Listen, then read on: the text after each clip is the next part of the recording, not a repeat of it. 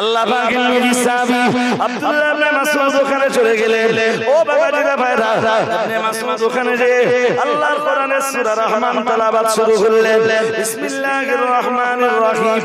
আর রহমান আল্লামাল কোরআন খালাকাল ইনসান আল্লামাহুল বায়ান। আশ-শামসু ওয়াল কমারু বিহুসবান ওয়ান নাজমু ওয়াশ-শাজারু ইয়াসজুদান ওয়াস-সামাআ রাফা'া ওয়াদা'আল মিজান আল্লা তাতগাউ ফিল মিজান ওয়াকিমুল ওয়াজনা বিল কিসতি ওয়া লা তুখসিরুল মিজান ওয়াল আরদা ওয়াদা'আহা লিল আনাম ফীহা ফাকিহাতু ওয়ান নাখলু যাতুল আকমাম ওয়াল হাবদুল আসফি ওয়ার রাইহান। বাইরে যেন কোরআন তেলাওয়াত হয়, কে যেন দাঁড়িয়ে দাঁড়িয়ে কোরআন পড়ে। আবু জাহেল বলল, দেখো তো কে বাইরে দাঁড়িয়ে কোরআন তেলাওয়াত করছে? জবাব এলো, আব্দুল্লাহ ইবনে মাসউদ দাঁড়িয়ে কোরআন পড়ছে। আবু জাহেল বলল, কেউ কিছুই বলো না, আমার উপরে ছেড়ে দাও, আমি আব্দুল্লাহ ইবনে মাসউদের ব্যবস্থা করে দিচ্ছি। আবু জাহেল বাইরে এলো, খুব জোর আব্দুল্লাহ ইবনে মাসউদের গালে একটা চড় বসিয়ে দিল। হযরত আব্দুল্লাহ ইবনে মাসউদের চেহারাটা লাল হয়ে গেল। আবু জাহেলের আঙ্গুলের দাঁতগুলো কেটে উঠল। ও বাবাজিরা ভাইরা, আল্লাহ পাকের নবী সাহাবী আব্দুল্লাহ ইবনে মাসউদের কানের পর্দাটা ফেটে গেল, রক্ত বার হতে লাগলো। হযরত আব্দুল্লাহ ইবনে মাসউদ কাঁদতে কাঁদতে রাহমাতুল লিল আলামিনের দরবারে এলেন। আসসালাতু ওয়াসসালামু আলাইকা ইয়া রাসূলুল্লাহ, আসসালাতু ওয়াসসালামু আলাইকা ইয়া হাবিবাল্লাহ। ইয়া রাসূলুল্লাহ, আমি আল্লাহর কোরআনের সূরা রহমান পড়ছিলাম, হঠাৎ আবু জাহেল ঘরের ভিতর থেকে বার হলো, আমার গালে চপটাঘাত করলো। হুজুর, আমার কানের পর্দাটা ফেটে গেল। হুজুর, আমি রক্তাক্ত হয়ে গেলাম। আমার আল্লাহর নবী সাহাবী আব্দুল্লাহ ইবনে মাসউদের কান্নায় রাসূলুল্লাহ কেঁদে ফেললেন, আল্লাহর হাবিবও কাঁদেন, আব্দুল্লাহ ইবনে মাসউদও কাঁদে।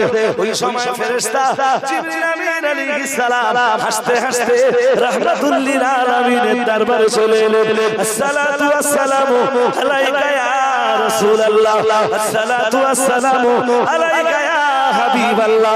আল্লাহর নবী সালামের জবাব দিলেন, ও ভাই জিবরাইল, আমি নবী যখন কষ্ট পাই, আমি নবী যখন ভারাক্রান্ত হয়ে যাই, আমি নবী যখন কাঁদি, তখন তো আপনি হাসতে হাসতে আসেন না।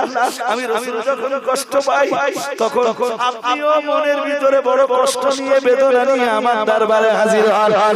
ও ভাই জিবরাইল, আজ আমার আব্দুল্লাহ ইবনে মাসউদ কাঁদে আর আমি রাসূলুল্লাহ কাঁদি, কিন্তু আপনি হাসতে হাসতে আমার দরবারে হাজির হলেন। ও ভাই জিবরাইল, আমি তো বিষয়টা বুঝলাম না। আল্লাহর ফেরেশতা জিবরিল আমিন আলাইহিস সালাম বললেন, হুজুর, আপনি ঠিকই বলেছেন, আপনি যখন কষ্ট পান, ওই সময় আপনার কষ্টের পিরিয়ডে আমি জিবরাইল হাসতে হাসতে আসি না। আজ আমি কেন হাসতে হাসতে এলাম? জবাব আমি আজকে দিব না হুজুর, সময় বলে জবাবটা আপনাকে দিব। বদরের যুদ্ধ হয়ে গেল, প্রিয় নবী মুহাম্মদুর রাসূলুল্লাহ সাল্লাল্লাহু আলাইহি ওয়াসাল্লামের মাথায় আমার জয়ের টুপিটা পরিয়ে দিলেন আল্লাহ পাক রব্বুল আলামিনের রাসূল। এরপরে বললেন, ও সাহাবীরা, কে আছো, কে যাবে? আবু জাহেল যুদ্ধের ময়দানে পড়ে রয়েছে, আবু জাহেলের মাথাটা কাটবার জন্য কে যাবে? হযরত আব্দুল্লাহ ইবনে মাসউদ উঠে দাঁড়িয়ে বললেন, ইয়া রাসূলুল্লাহ, আমি যাচ্ছি, তলোয়ার আমার হাতে দেন। হযরত আব্দুল্লাহ ইবনে মাসউদ গেলেন, আবু জাহেলের সাথে বেশ কিছুক্ষণ কথাবার্তা হলো। আবু জাহেল বলল, জানি তুই মুহাম্মাদের সৈনিক, তুই আমার মাথা না কেটে ফিরে যাবি না, তবে আমার মাথাটা একটু বড় করে কাটবি। হযরত আব্দুল্লাহ ইবনে মাসউদ বললেন, কেন? আবু জাহেল বলল, অন্তত মুহাম্মাদের দরবারে নিয়ে আমার মাথাটা যখন রাখা হবে, দুনিয়ার যে কেউ দেখে জানো, আমার মাথাটা দেখে যেন বুঝতে পারে এটা সেই নেতা আবু জাহেলের মাথা, আমার মাথাটা একটু বড় করে কাটবি। হযরত আব্দুল্লাহ ইবনে মাসউদ দেরি না করে গ্রেট শয়তানের মাথাটা কেটে ফেললেন, কিন্তু মাথার ওয়েট আল্লাহ, ওজন আল্লাহ এত বাড়িয়ে দিলেন, আব্দুল্লাহ ইবনে মাসউদের মতো জওয়ান যুবক সাহাবী মাথাটা তুলতে পারে না, একা মাথাটা চাকাতে পারে না। হযরত আব্দুল্লাহ ইবনে মাসউদ চিন্তায় পড়েছেন, কি করে এই মাথাটা নিয়ে সাহিবুন নবুওয়াতের কাছে যাব, রাহমাতুল লিল আলামিনের কাছে যাব, কাছে আমার তো কোনো দড়িও নাই। হযরত আব্দুল্লাহ ইবনে মাসউদ রাদিয়াল্লাহু তাআলা আনহু তাই কোন দড়ির পেয়ে মাথার সামনের দিকে চুল ধরলেন। আমার নবীর উপরে যখন আবু জাহাল প্রচন্ড অত্যাচার চালাতো, যেদিন আমার নবীর গর্দানে লাথি মারতে গেল, ওই দিন আমার আল্লাহ কোরআন শরীফের সূরা আলাকের আয়াত নাযিল করে দিলেন, আল্লাহ লা ইল্লাম ইয়ানতাহি লানাসমা'আম বিন-নাসিয়া নাসিয়াতিন কাযিবাতিন খাতিয়া ফালইয়াদউ নাদিয়া সানাদউ সাবানিয়া। আমার আল্লাহ নাযিল করে দিয়ে বললেন, আবু জাহাল যদি তার জুলুম অত্যাচার বন্ধ না করে, খুব তাড়াতাড়ি এমন সময় আসবে যেদিন আবু জাহেলের সামনের দিকের মাথা সামনের দিকের চুল ধরে টানা হবে।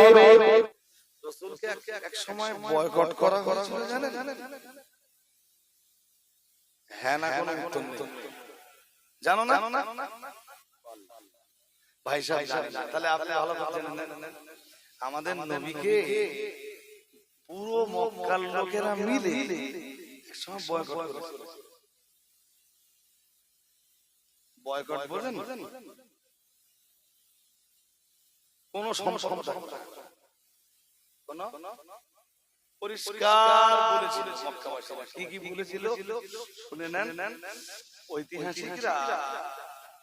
ঐতিহাসিকরা বা ইতিহাস তত্ত্ববিদরা তাদের কিতাবে কথাগুলো খুব চ্যাম্পিয়ন করে দিয়েছে। রাসূল করিম সাল্লাল্লাহু আলাইহি ওয়াসাল্লামকে যখন বয়কট করা হয়, সেই বয়কটনামাটায় অনেক কথা লেখা হয়। বয়কটনামাটা লেখা হয় কোথায় বসে জানেন? জায়গাটার নাম হলো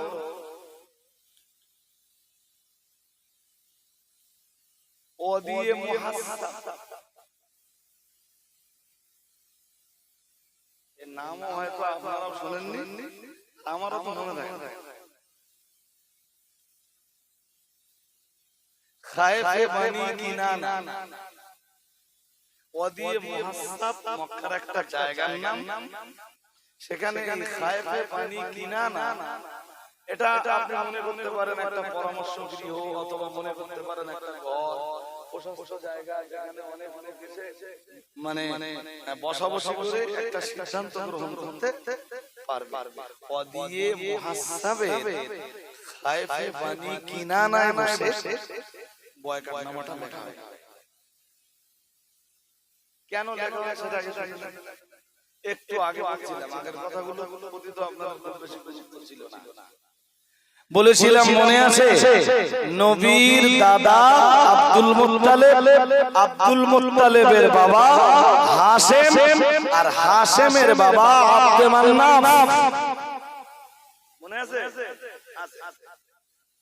চাচা আবু তালেব রাসূলের প্রতি অত্যাচার সহ্য না করতে পেরে সবাইকে বনি হাশেম আর বনি আব্দে মান্নাফে, বনি হাশেম আর বনি আব্দুল মুত্তালিবের সমস্ত সদস্যদেরকে এক লাখ ফরমান।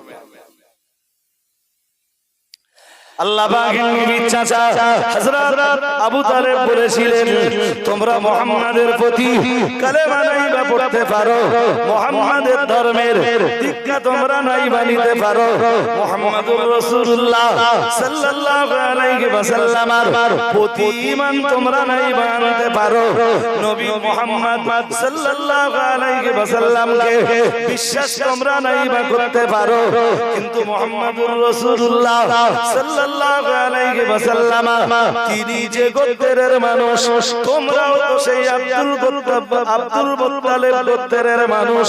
মুহাম্মাদুর রাসূলুল্লাহ সাল্লাল্লাহু আলাইহি ওয়াসাল্লাম যে হাশিম গোত্রের মানুষ, তোমরাও তো সেই হাশিম গোত্রের মানুষ। তোমাদের ঘরের সন্তান মুহাম্মদ সাল্লাল্লাহু আলাইহি ওয়াসাল্লামকে ওরা আমার কাছে প্রস্তাব পাঠিয়েছে, আমি জানো মুহাম্মদ সাল্লাল্লাহু আলাইহি ওয়াসাল্লামকে ওদের হাতে তুলে দিই। কি করে এটা হতে পারে? আমি মুহাম্মাদুর রাসূলুল্লাহ সাল্লাল্লাহু আলাইহি ওয়াসাল্লামকে আমার ভাতিজাকে আমি ওদের হাতে তুলে দেব, আর ওরা আমার ভাতিজাকে হত্যা করবে, এটা কেমন করে হতে পারে? আমি তো ওদের প্রস্তাবে সাড়া দেইনি। ওরা মুহাম্মদ সাল্লাল্লাহু আলাইহি ওয়াসাল্লামের রক্ত নিয়ে খেলা করবে, আর তোমরা হাসিমার আব্দুল মুত্তালিব গোত্রের মানুষেরা নীরব নিথার অবস্থায় দিনাতিপাত করবে। তোমরা এর বিরুদ্ধে কোনো প্রতিবাদের আওয়াজ তুলবে না, এটা তো কখনোই চলতে পারে না। জানো ওরা আমার কাছে কি প্রস্তাব করে গেছে? ওরা এসে আমাকে বলেছে আবু তালেব, তোমার ভাতিজা মুহাম্মদকে আমাদের হাতে তুলে দাও, আর মক্কার এক সুদর্শন যুবক, লেখাপড়া জানা যুবককে তোমার হাতে আমরা তুলে দিচ্ছি, তুমি যা বলবা সে একদম গোলামের মতো তোমার আনুগত্য করে যাবে। শুধু তোমার ভাই রাসূলের চাচা আবু তালেবের মুখের উপরে বলেছিলেন, কি করে ভাবলে আমি লোকের সন্তান নিয়ে লালন পালন করব, আর আমার ভাতিজাকে তোমাদের হাতে তার রক্ত নিয়ে, তার শরীরের রক্ত নিয়ে খেলা করবার সুযোগ দেব, এটা কি করে বিশ্বাস করলে তোমরা? বললেন, যাও, আবু তালেব যতদিন বেঁচে আছে মুহাম্মদকে কখনোই তোমাদের হাতে আবু তালেব সমর্পণ করবে না। তোমাদের কিছু করার থাকে আবু তালেবের করে দিয়ে চলে যাও। ঠিক এই ঘটনাটার পরে চাচা আবু তালেব হাসিম আর আব্দুল মুত্তালিব গোত্রের সবাইকে একটা প্ল্যাটফর্মে ডাকলেন। বললেন, কি করে ভাবছো তোমরা যে তোমাদের সন্তানের রক্ত ঝরাবে ওরা, আর তোমরা নীরব থাকবে? কালেমা তোমরা নাই বা পড়তে পারো, ঈমান তোমরা নাই বা আনতে পারো, কোরআনকে তোমরা বিশ্বাস নাই বা করতে পারো, হযরত মুহাম্মাদের প্রচারিত ধর্ম তোমরা কবুল নাই বা করতে পারো, এত কিছুর পরেও মুহাম্মদ তো তোমাদের গোত্রের সন্তান। সবাই যখন একত্রিত হলো, ওদের চাপ তখন বেড়ে গেল। শুধু হাসিম গোত্র আর আব্দুল মুত্তালিব গোত্রের একটা লোক সেদিন নবীর পাশে ছিল না, তার নাম আবুলাহ। নইলে ঈমানদার, কাফের, বিশ্বাসী, অবিশ্বাসী, রাসূলের প্রতি কলেমা পড়েছে, কলেমা পড়েনি, হাসিম আর মুত্তালিব গোত্রের সবাই সুবহানাল্লাহ। আর একটু মন করে বলুন, চেষ্টাটা ছিল আবু তালেব সবাইকে এক জায়গায় করে ওদেরকে যখন পাল্টা চাপ দিলে না, ওদেরকে যখন পাল্টা চাপে ফেলে দিলে না, ওরা বিরাট চিন্তায় পড়ে গেল। এখন উপায়, ওরা নিজেদের ভিতরে বলা করতে শুরু করলো, শুনোছো, হাসিম গোত্র আর আব্দুল মুত্তালিব গোত্র এখন একটা প্ল্যাটফর্মে, শুধু আবু লাহাব আমাদের সঙ্গে আছে। এ তো গ্রেট শয়তান। আবু লাহাব হলো দি গ্রেট শয়তান। আবু লাহাবের মতো চাচা জানা কারণ নসিবে না। আমার কথা শুনছেন নাকি? আবু লাহাবের মতো চাচা জানা কারণ নসিবে না জোটে। চাচা জোটে তো আবু তালেবের মতো চাচা জোটে। আবু তালেব সারা জীবনের শেষ মুহূর্তেও তো আবু তালেব কালেমা। নবী চাচার মাথার কাছে এসে বলেছিলেন, চাচা কুল কালিমাতান উহাজ্জু লাকা বিহা ইনদাল্লাহ, চাচা আপনি শুধু বলুন লা ইলাহা ইল্লাল্লাহ, আমি হাসরের ময়দানে আপনার নাজাতের জন্য দলিল হয়ে যাব। সুবহানাল্লাহ। আরেকটু মন করে বলুন, এরপরও চাচা কালেমা পড়েন, তবে রাসূলকে কোনদিন ছাড়েন না।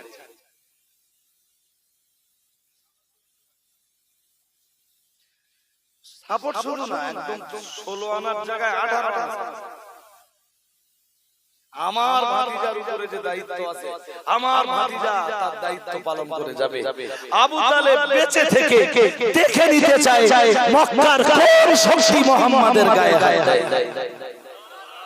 আরে মন করে বলেন না, আবু তালেব কখনো কখনো এরকম বক্তব্য মক্কার নেতাদের সামনে দাঁড়িয়ে দিয়েছে।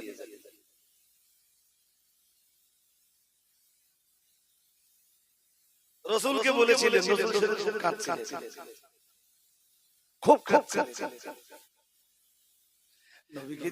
নবীজিকে যেদিন আবু তালেব ডেকে বলল, ভাতিজা শুনোছো ওরা কি বলেছে? তাহলে কি বলেছে? তাহলে ওরা আজকে এসে প্রস্তাব দিয়ে গেছে, আমি যেন তোমাকে ওদের হাতে তুলে দেই। আর ওরা মক্কার খুব সুদর্শন, খুব সুন্দর দেখতে একজন সুপুরুষ, বুদ্ধিমান, একজন চালাক চতুর ছেলেকে ওরা আমার হাতে তুলে দিতে চাইছে। জানো ভাতিজা ওরা কি বলেছে? রাসূলুল্লাহ সেদিন খুব কেঁদেছিলেন, খুব কেঁদেছিলেন চাচার সামনে দাঁড়িয়ে। রাসূল কাঁদতে কাঁদতে বলেছিলেন, চাচা চাচা এতদিন আপনি আমার পাশে দাঁড়িয়ে, আজকে ওদের প্রস্তাবের পরে যদি আপনি আমার পাশ থেকে সরে যান, তবু আমি তো আমার রবের দোয়া, আমার আল্লাহর দোয়া, দায়িত্ব থেকে দূরে সরে যেতে পারবো না। প্রিয় নবী মুহাম্মদুর রাসূলুল্লাহ সাল্লাল্লাহু আলাইহি ওয়াসাল্লাম নবী আমার বলেছিলেন, ও আমার চাচা জান শুনুন, যেদিন আমার দাদা জান মারা যায়, আমি মুহাম্মদুর রাসূলুল্লাহ সাল্লাল্লাহু আলাইহি ওয়াসাল্লাম আমি তখন 8 বছর বয়সে উপনীত হয়েছিলাম। আমার দাদা জানের ইন্তেকালের কারণে আমার চোখ দিয়ে টপ টপ করে পানি গড়িয়ে পড়ছিল। সেদিন আমার চোখের পানি মুছিয়ে দেওয়ার জন্য আপনি আমার কাছে এগিয়ে এসেছিলেন, আপনার ভালোবাসার ডানাটা আমার জন্য উন্মোচন করে দিয়েছিলেন। আর আমি মুহাম্মদুর রাসূলুল্লাহ সাল্লাল্লাহু আলাইহি ওয়াসাল্লাম সেই দিন আপনার ভালোবাসার ডানার তলায় জায়গা পেয়েছিলাম। দেখতে দেখতে দেখতে দেখতে আমার বয়স তো আর 44, 45 কিংবা 46 বছর হতে চলল। আমি মুহাম্মদুর রাসূলুল্লাহ সাল্লাল্লাহু আলাইহি ওয়াসাল্লাম এতদিন আপনার ভালোবাসার ডানার তলায় চলে এসেছি। আজকে ওরা তো আপনার এগেইনস্টে খুব কঠিন একটা হুঙ্কার দিয়ে গেছে, ওরা তো কঠিন একটা হুমকি দিয়ে গেছে। আপনি আমার কারণে ওদের কাছে কঠিন হুঙ্কারের সম্মুখীন হয়েছে। ও চাচা জান, আমি মুহাম্মদুর রাসূলুল্লাহ সাল্লাল্লাহু আলাইহি ওয়াসাল্লাম বলছি, এরপরেও আপনাকে বলছি, আজকে যদি আপনার ভালোবাসার ডানার তলা থেকে আপনি আমাকে সরিয়ে দেন, আপনার ভালোবাসার ডানার তলায় আমি মুহাম্মদ যদি আজ থেকে জায়গা নাও বাবাই, তবু আমি আমার আল্লাহর ভালোবাসার ডানার তলা থেকে তো মাহরুম হয়ে যাব না, আমার আল্লাহ পাকের রহমত থেকে তো আমি মাহরুম হয়ে যাব না। তাই আমি মুহাম্মদুর রাসূলুল্লাহ সাল্লাল্লাহু আলাইহি ওয়াসাল্লাম কেবল আমার রব্বুল আলামিন আল্লাহর রহমতের ডানার উপরে নির্ভর করে আল্লাহ পাক আমায় যে মহান দায়িত্বটা দিয়েছে, অবশ্যই আমি আমার আল্লাহর দেওয়া সেই মহান দায়িত্বটা পালন করে যাব।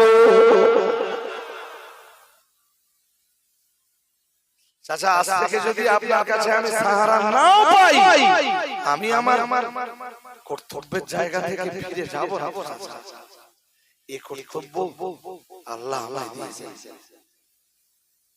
আর আমার না একটা বিশ্বাস আছে, আল্লাহ আমার ব্যাপারে বলেছেন, মাকান মুহাম্মাদুন আবা আহাদিন মিন রিজালিকুম ওয়ালাকিন রাসূলুল্লাহ ওয়া খাতামান নাবিয়্যিন ওয়া কানা আল্লাহু বিকুল্লি শাইইন আলিমা।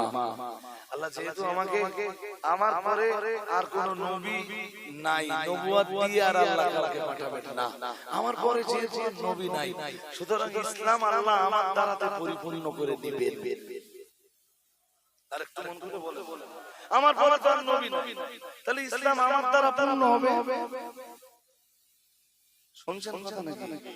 আমি এটা বিশ্বাস করি, আমি এটা বিশ্বাস করি যে দিন ইসলামের পূর্ণতা না আসা পর্যন্ত ওরা আমাকে যতই হুমকি ধমকি দেয় দিক, ওরা আমাকে কেউ মারতে, কারণ আমাকে দিয়ে আল্লাহ দিন পরিপূর্ণ করবে।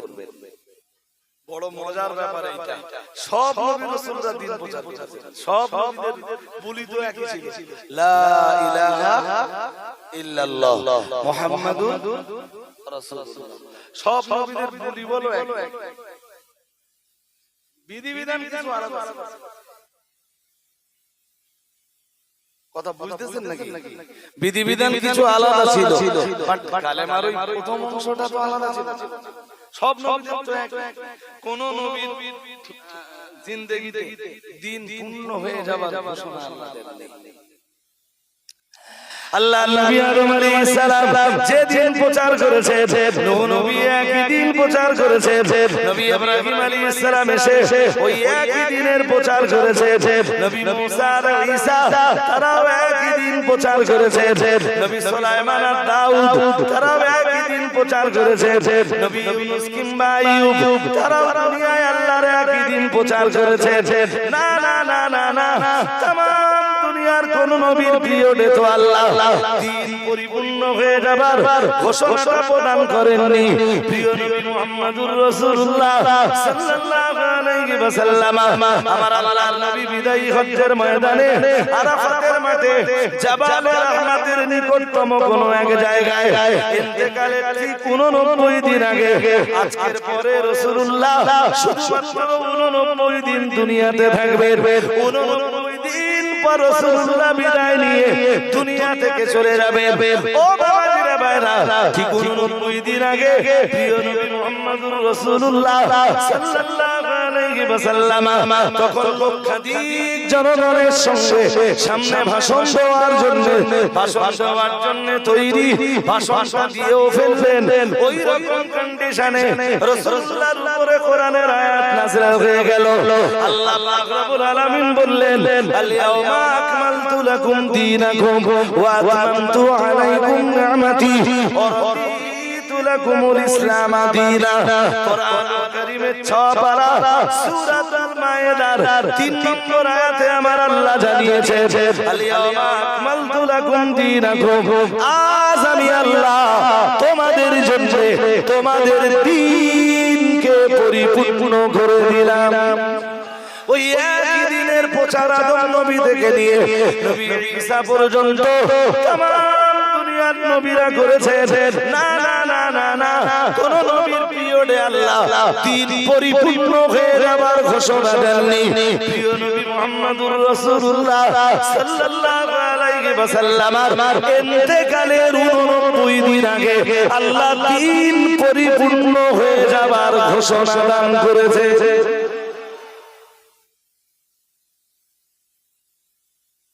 রাসূল জানতেন যে দিন আমার পরিপূর্ণ হবে, ওরা চেষ্টা করলো আমাকে মারতে পারবে না, ততদিন আমি মরব না যতদিন আল্লাহর দ্বীন এই পৃথিবীতে পরিপূর্ণ না হবে, ধর্ম যতদিন কমপ্লিট না হবে ততদিন আল্লাহ আমাকে তুলে নেবেন না।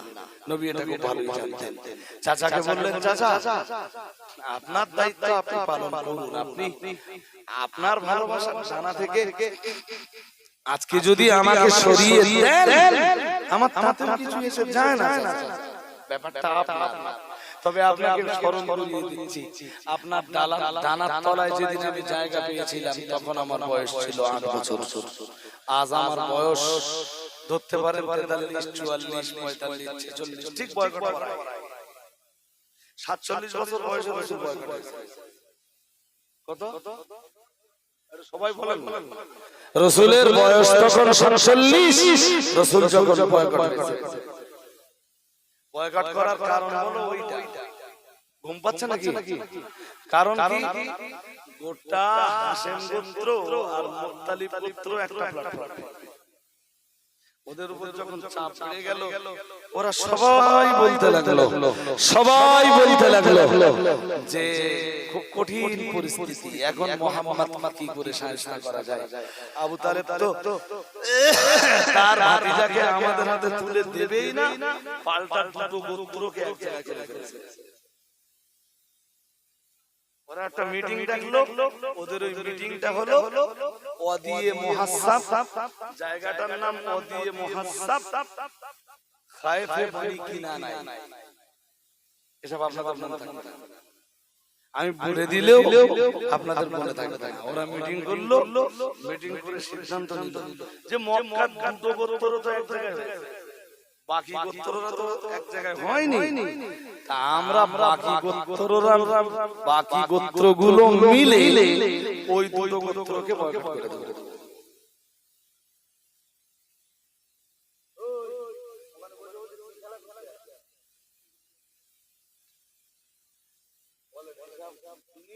সবাই বসে মালগুলো ওখানে ওখানে ওই ছেলে একটা কেউ নাম দৌড় মারবে ওই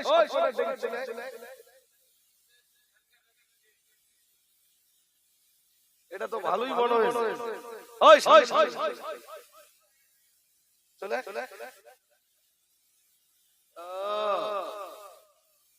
এরা বলে নবীর চেনে না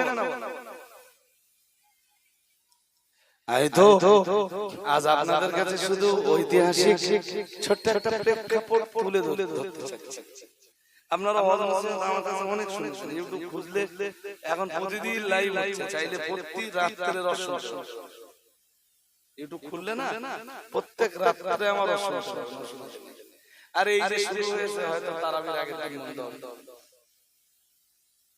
এরা এই যে দোস্ত তোমরা ঢুকেছো এই যে বাড়ি যাচ্ছে খিচুড়ি খাওয়ার সময় জানো ভুল বলেন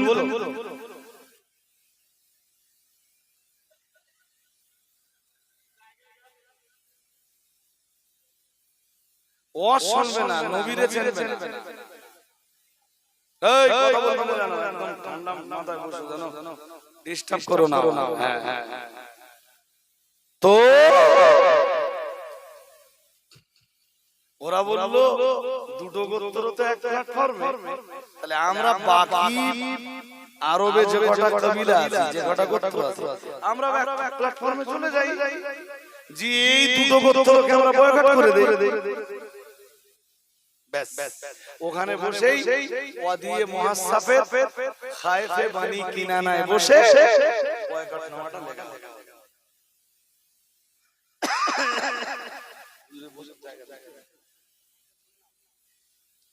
আপনি ওটাই বসে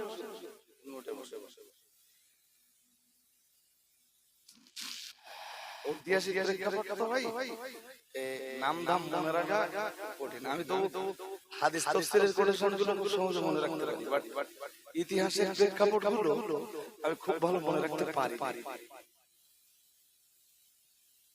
তবু রাসূলের বায়োগ্রাফি তো রাসূলে পাকের লাইফ হিস্ট্রি তো বারংবার দেখে মোটামুটি ব্রেনে যতদূর নিতে পারি ততদূর আবার মানুষের কাছে অ্যাপ্লাই করি আমি যতটা পড়ার পরে বুঝতে পারি মানুষ ততটা বলতে পারি না যতটা বলতে পারি ততটা বোঝাতে পারি না যতটা বোঝাতে পারি জনগণ তা ততটা বুঝতে পারে মানে কম হতে অনেক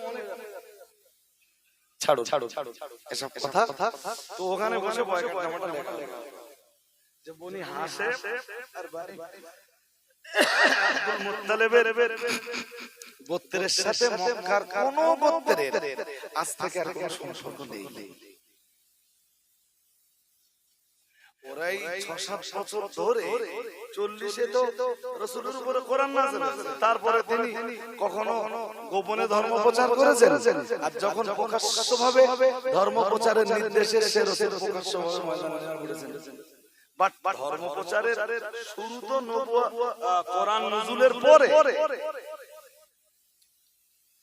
দেখতে 6-7 বছর পেরিয়ে গেছে এই 6-7 বছর ধরে ওরা অনেক চেষ্টা করেছে রাসূলুল্লাহকে রুখে দেওয়ার যত চেষ্টা করেছে রাসূলে পাকের দলের লোক সংখ্যা তত বেড়ে গেছে আরেকটু আওয়াজ দিয়ে বলেন ওরা যত চেষ্টা করেছে নবীর দলের লোক তত বলেন হ্যাঁ হামজার মতো এক মহাবীর তিনি এসে কালেমা পড়েছেন যেদিন হযরত হামজা কালেমা পড়েছেন মুসলমানের শক্তি বেড়ে গেছে যেদিন হযরত ফারুক আযম ওমর রাদিয়াল্লাহু তাআলা আনহু কালেমা পড়লেন সেদিন মুসলমানদের শক্তি তো আরো বেড়ে গেল সুবহানাল্লাহ বলেন আরেকটু মন খুলে বলেন হযরত ওমর কালেমা পড়ার পরে তো বলেছিলেন হুজুর আপনারা তো আল্লাহু আকবারের আওয়াজ দিতে দিতে আজ পর্যন্ত এখনো কোনদিন কামাই দিতে পারে চলুন আজ আমরা আল্লাহু আকবারের আওয়াজ তুলতে আল্লাহ কামাই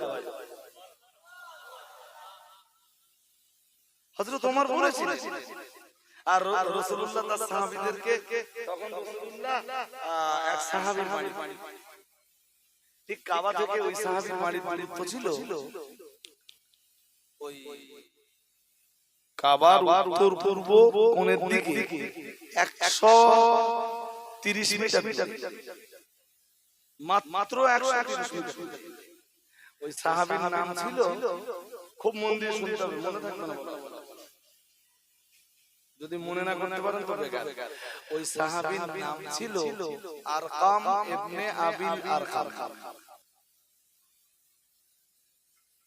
আরকাম ইবনে আবিল আরকাম রাসূলের খুব বিখ্যাত সাহাবী, এবং প্রথম দিকে তিনি কাবা শরীফের উত্তর পূর্ব কোণে ওনার বাড়িটা এমন একটা জায়গায় ছিল যে সহজে শত্রুদের নজরে পড়ত।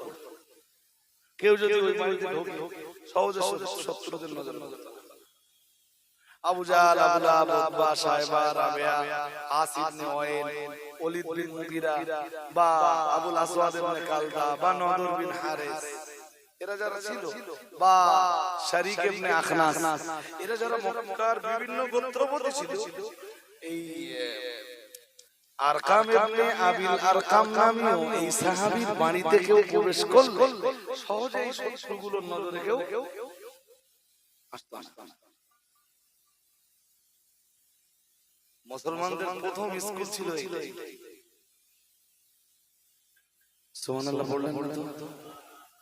আরো মিলেমিশে আওয়াজ দিয়ে বলেন না সুবহানাল্লাহ। মুসলমানদের প্রথম স্কুল কোথায়? ভুলে গেছে। ওই সাহাবীর বাড়ি, নাম কি? আরকাম ইবনে আবিল আরকাম। আবার বলছি, মুখস্থ করেন না? আরকাম ইবনে আবিল আরকাম, খুব বিখ্যাত সাহাবী। ওনার বাড়িটাই মুসলমানদের প্রথম স্কুল, প্রথম পাঠশালা। রাসূল যা কিছু পড়াবেন সাহাবীদেরকে, তখন কোরআন নাযিল হয়েছে, মানে যারা কালেমা পড়ছে তাদের কোরআন তো শিখতে হবে। কোথায় আত্ম জায়গা দেয়, আর যেখানেই শেখাতে যাবেন সেখানেই এই মক্কার এই নেতাগুলো যে রাসূলের উপরে আর সাহাবীদের উপরে অ্যাটাক করে।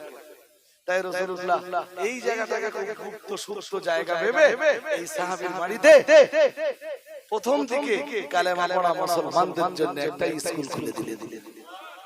বলেন এখানে তোমরা পড়ো। আজকে মুসলমানদের ঘাটতি তো এই জায়গাটায়, পড়াশোনার জায়গায় মুসলমানদের। আপনাদের সবার উচিত, আপনি কোন স্কুলে পড়েছেন আমার জানার দরকার নেই, বাট আপনি তো কোরআন জানেন। সবাইকে বলছি, বহু মানুষ তো আছে যারা স্কুলে গিয়েছে, লেখাপড়া শিখেছে, কোরআন জানে। আমার দিকে রাস্তা, আমি উঠেই বলেছি যে রাস্তার দিকে তাকালে হবে না। এমন বহু মুসল্লি শুক্রবারে নামাজ পড়তে আসে যারা রুকুতে যে কি বলতে হয় জানে না, সাজদায় যে কি বলতে হয় জানে না। আপনি স্কুলে পর্যন্ত পড়েছেন তো কি হয়েছে? কোরআন পড়তে না পারলে আপনি নামাজের সূরা কেমনে পড়বেন? আজকের মুসলমান তো মরেছে না পড়ার জন্য। এই জন্য তো যারাই কালেমা পড়ছে তাদের পড়াশোনার ব্যবস্থা করে দিচ্ছেন রাসূলুল্লাহ হযরত আরকাম রাদিয়াল্লাহু তাআলা আনহুর বাড়িতে। সুবহানাল্লাহ, এটাই মুসলমানদের প্রথম স্কুল। যেদিন রাসূলুল্লাহ মদিনায় গেলেন, মদিনায় যে আইয়ুব আনসারী, আবু আইয়ুব আনসারীর বাড়িতে স্কুল খুলে দিলেন। সুবহানাল্লাহ। আরো আওয়াজ দিয়ে বলেন না, আমাদের করতে এত অ্যালার্জি কেন? পড়ায় আমাদের এত অ্যালার্জি কেন? মদিনায় যে রাসূলুল্লাহ ওসামা ইবনে জুবাইরের বাড়িতে একটা স্কুল খুলে দিলেন। আরেকটু মন খুলে বলতে পারবেন? এরপরে যখন মসজিদে নববী হয়ে গেল, মসজিদে নববীটাই হয়ে গেল সাহাবীদের জন্য পাঠশালা। আজও যারা হজে গেছে, উমরা গেছে, শুনে থাকেন মসজিদে নববীতে আজও রাসূলের রেখে যাওয়া সেই যে তালিম, রাসূলের রেখে যাওয়া সেই যে তাদরিস আজও মসজিদে নববীতে পাওয়া যায়। মসজিদে নববী সব ক্লিয়ার গোড়ায় গোড়ায় পড়ে শিক্ষকরা, ওরা যেমন মদিনার বাচ্চাদের পড়াচ্ছে, তেমন পৃথিবীর বিভিন্ন প্রান্তে হাজিরা যারা তাদেরকে একে একে বসিয়ে বুঝেননি? আমি নিজে চোখে দেখেছি, আপনি জানেন হজ করতে গেছে অথচ সূরা ফাতিহা পড়তেই পারলো না। আমি একদিন বসেছি ওই দর্শে, আমি বললাম আমার নবী তো এই মসজিদে দর্শ, হয়তো মসজিদ তখন এরকম ছিল না, কিন্তু এই মসজিদে এই তালিমের এই তাদরিসের সিস্টেম তো আমার রাসূলের। একদিন বসি না, একদিন না অনেক আপনি আরেকটু ভিতরে যেয়ে দেখবেন মসজিদে নববী, আরেকটু ভিতরে যেয়ে দেখবেন শায়েখরা বুখারী শরীফের দর্স দিচ্ছে, মুসলিমের দর্স দিচ্ছে, তিরমিজি শরীফ পড়াচ্ছে। আমি সেখানে যেয়ে বসেছি, ওই দোস্ত বুকি ব্যাস কাজ নিয়ে বেয়াদবি বল, সহ্য করার লোক না, যা বলতেছি মন দিয়ে শুনে। ভিতরের দিকে যেয়ে দেখবেন আমি বসতাম, খুব ভালো লাগতো, পুরো তাকরীরটা আরবিতে করতেন, কিন্তু এত সহজ আরবিতে করতেন, একটা হাদিস বললেন তার ব্যাখ্যা করলেন তার তরজমা করলেন, এত সহজ আরবিতে করতেন। পৃথিবীর যে কোনো প্রান্ত থেকে যাওয়া আরবি জানা মানুষ যারা, তাদের বুঝতে মোটে অসুবিধা হতো না। আর একজন সাধারণ মানুষদের জন্য এসে হাফেজ বা কারি যারা, তারা এসে বসে যাচ্ছে চেয়ারের গোড়ায়, হাজীদের ডেকে দিচ্ছে, এক এক করে জিজ্ঞেস করছে। আমি একদিন ওই মসজিদে বসলাম, সূরা ফাতিহা জিজ্ঞেস করছে, আমারও জিজ্ঞেস করলো সূরা ফাতিহা, আমি পড়লাম, পড়ার পরে দেখি ওরাই আমাকে জিজ্ঞেস করছে যে হালাম তা আলেম, আপনি আলেম? আমি বললাম না। তারপরে বলল মিন আইনা আকবালতা, আপনি কোথা থেকে এসেছেন? আমি বললাম মিনাল হিন্দ, ইন্ডিয়া থেকে। একটু দোয়াদানি দিলেন। আমার সঙ্গে যারা ছিলেন তারাও বললেন, যাদের পড়া বড্ড খারাপ, হ্যাঁ বড্ড খারাপ, তারা কিভাবে পড়বে বারবার দিচ্ছে যে আপনি এইভাবে না, আপনি এইভাবে। মুসলমানদের মধ্যে সবচেয়ে বড় ঘাটতি কোনটা? মুসলমান পড়ে না। আপনি পড়বেন না কেন? আপনি মাগরিবের নামাজের পরে আপনি চার দোকানে বসে বসে আড্ডা দিচ্ছেন। আপনি মসজিদে এসে ইমাম সাহেবকে বলবেন যে হুজুর আমার সূরাটা ঠিক হচ্ছে কিনা দেখেন। মসজিদটাই স্কুল বানিয়ে পড়বার জায়গা বানিয়ে, যদি জায়গা না থাকে, আর যদি জায়গা থাকে তো আলহামদুলিল্লাহ ওখানেই পড়াশোনা। তো আপনার বয়স হয়ে গেছে, আপনি জানেন যে এই প্রথম স্কুল যেটা মুসলমানদের, যেটা ঘুম পাচ্ছে আপনাদের নাকি? আমি ছেড়ে দিচ্ছি, আল্লাহ ওই বয়কটের কেসটা একটুখানি বলবো, আর এটা একটু বলুন। এই যে প্রথম স্কুলটা রাসূল বানালেন, হযরত আরকাম ইবনে আবিল আরকাম রাদিয়াল্লাহু তাআলা আনহু বাড়িতে, যেখানে মক্কার কোন কাফের তাদের চোখ সহ্য করতে না।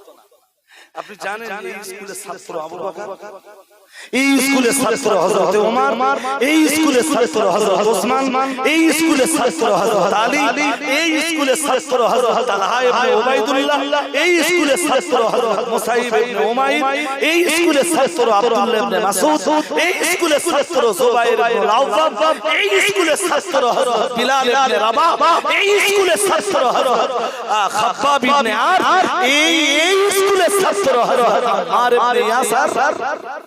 সুবহানাল্লাহ। আমি কজন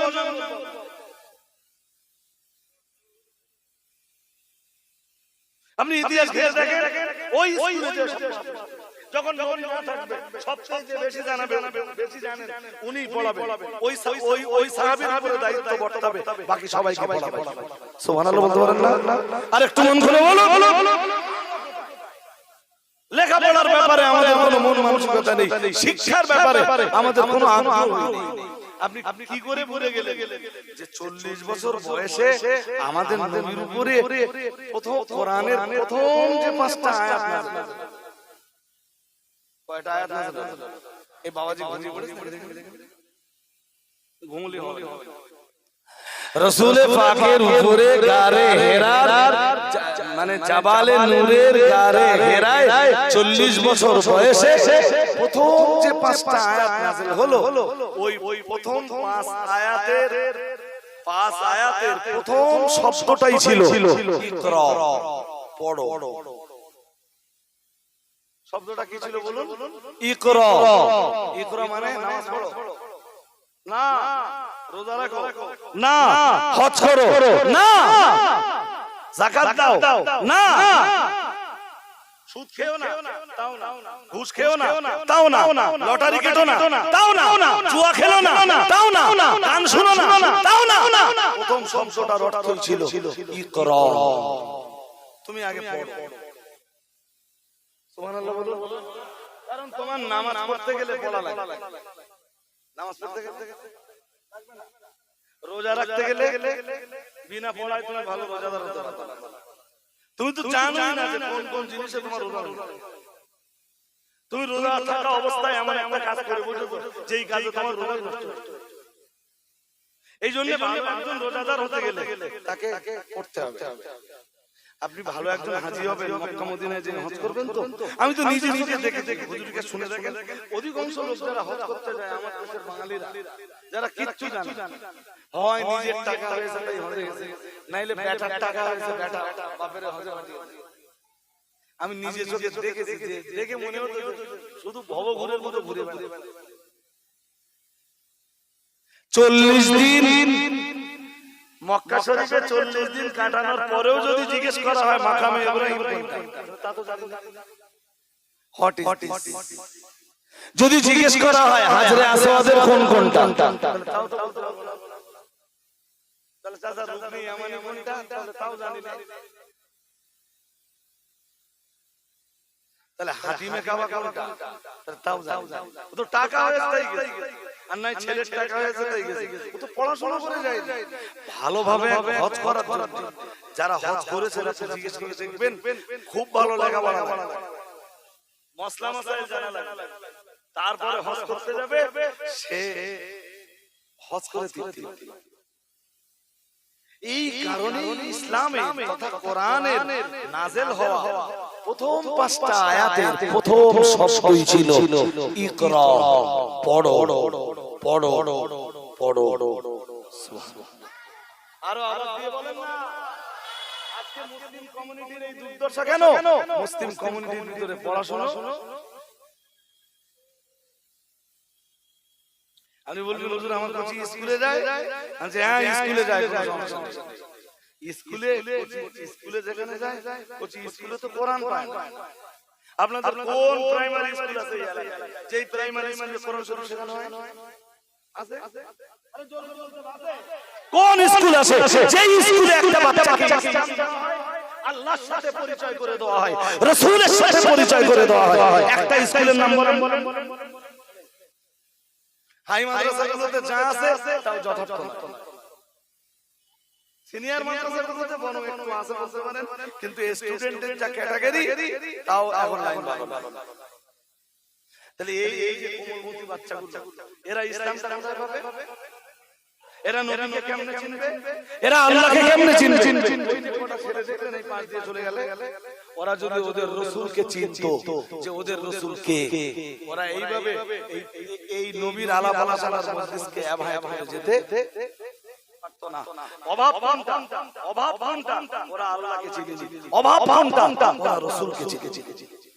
ওই যে কতগুলো এই আমি ঢাকার পরে ওরা জানে না এমন কি এমন বাচ্চা আছে, ওই জি এমন কোচি আছে। তোর নবীর জন্ম কত খ্রিস্টাব্দে বলতে পারবে? তোর নবী ইন্তেকাল করেছিলেন কোন সালে বলতে পারবে না? কোরআন নাযিল হয়েছিল কত বছর বয়সে জানে না।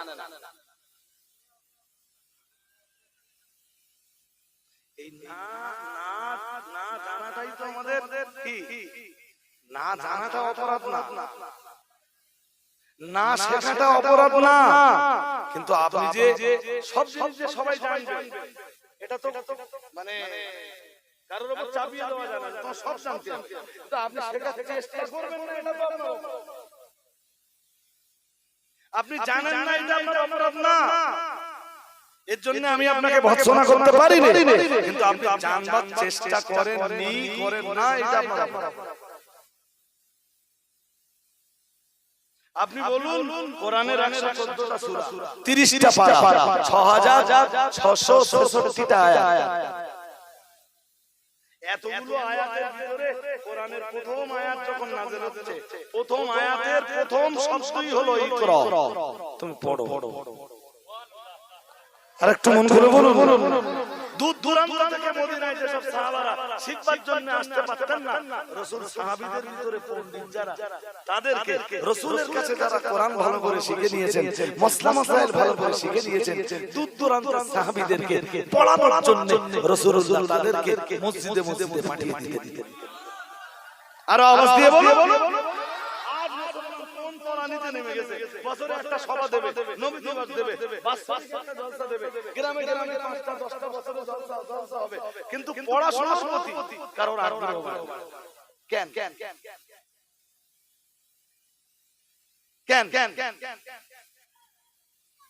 উযু কি করে করতে হয় মুসলমান যদি জিজ্ঞেস করে, চাচা উযু ফরজ, চাচা নামাজ পড়ো বলো 30 বছর, চাচা উযু ফরজ,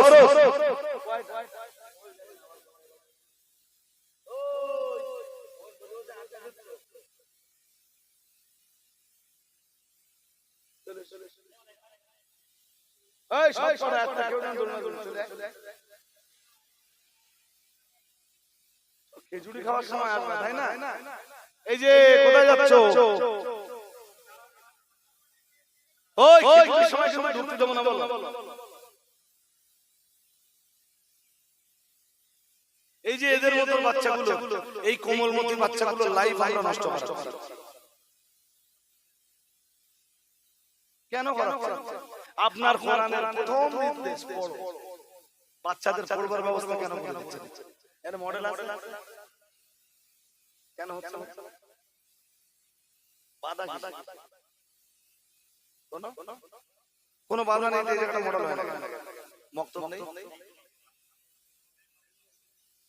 চিহ্ন চিহ্ন কি আছে? গ্রামের মানুষদের দিয়ে সমস্যা করতে হবে।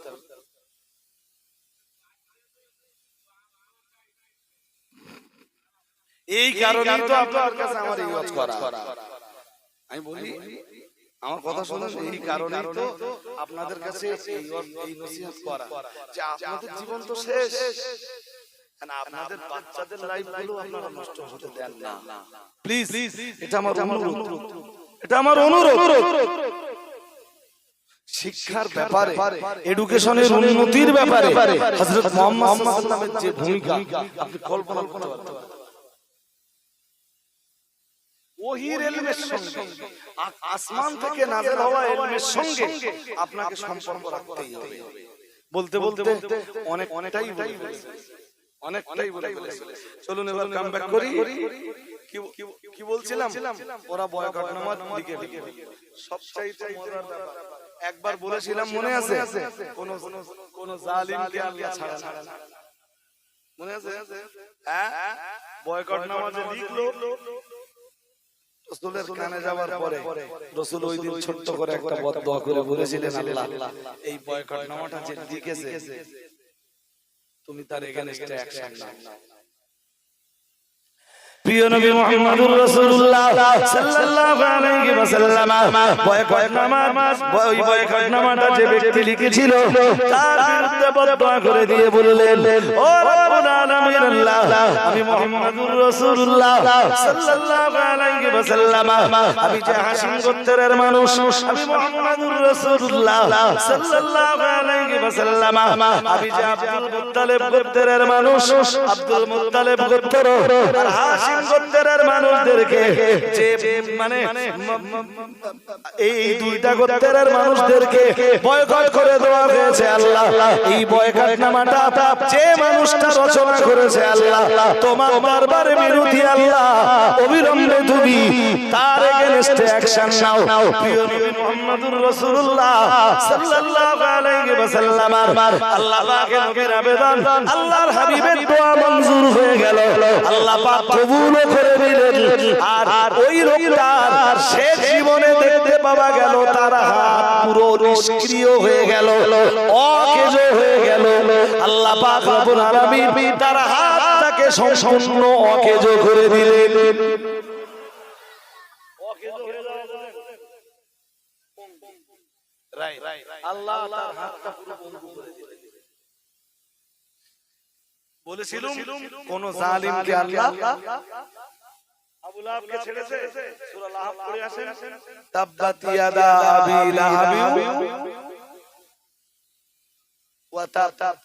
আল্লাহ বললেন আবু লাহাব ধ্বংস হবে, আবু লাহাবের হাত দুটো পঙ্গু হয়ে যাবে। কারণ আবু লাহাব এই হাত দিয়ে রাসূলকে একদিন আঘাত করেছিল। নাউযুবিল্লাহ, জোর করে বলুন বলুন। আবু জাহেলকে ছেড়েছে আল্লাহ, বলবেন তো?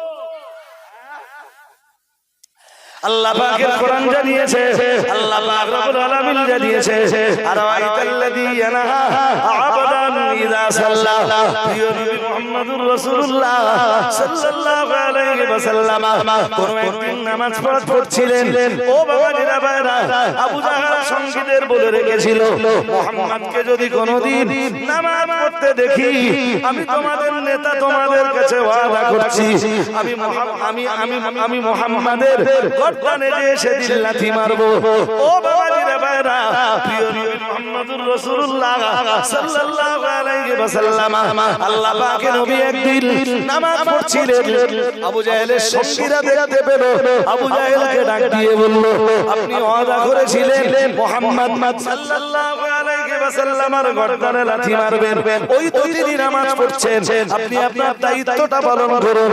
আবু লাহাব আমার আল্লাহ পাকের নবীর আল্লাহর হাবিবের গর্দানে লাথি মারার জন্য খুব দ্রুত গতিতে এগিয়ে গেল। আর কিছুক্ষণ পরে আবার দেখতে পাওয়া গেল আবু জাহেল আরো গতি নিয়ে তার দলীয় লোকদের কাছে ফিরে আসছে। না না না না না, আমার নবী মুহাম্মদুর রাসূলুল্লাহ সাল্লাল্লাহু আলাইহি ওয়াসাল্লামকে আল্লাহ পাকের নবীর নামাজের জায়গা পর্যন্ত পৌঁছানোর ক্ষমতা আল্লাহ আবু জাহেলকে দেননি।